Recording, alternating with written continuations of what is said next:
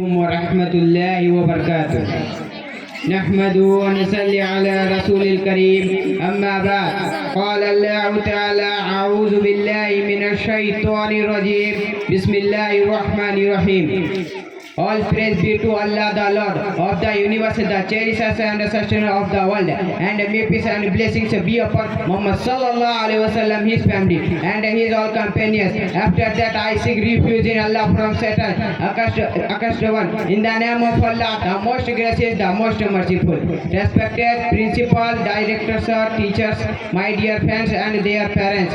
Today, I want to speak before you on the topic Tawheed.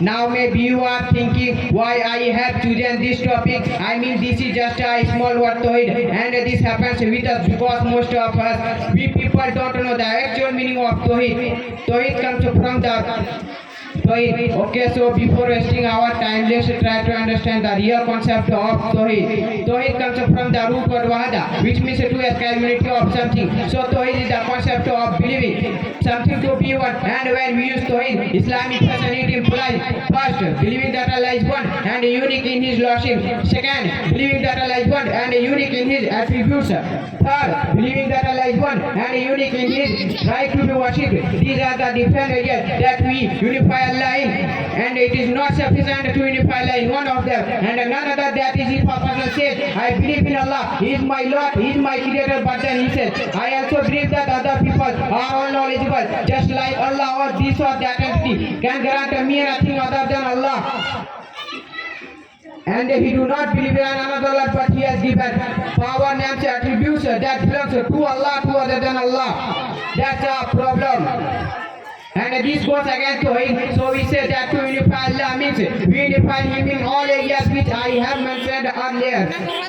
Now where do we get this from? I mean, this is categorization. Where does it found? Did Sallallahu Alaihi Wasallam tells us that you must unify Allah in three categories. Then where did we come to know from our Sunnah or our Holy Quran?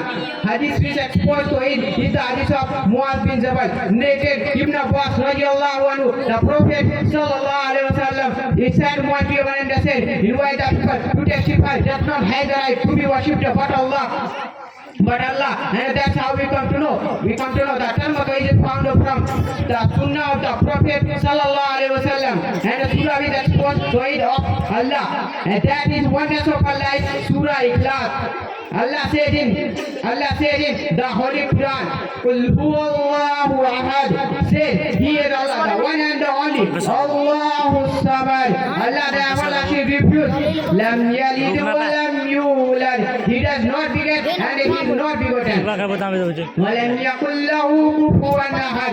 And there is no one equal to Him. So fundamental to the religious structure of Islamic, the concept of Tawheed or monotheism, as the Ashid is to three, so is Tawheed to Islam.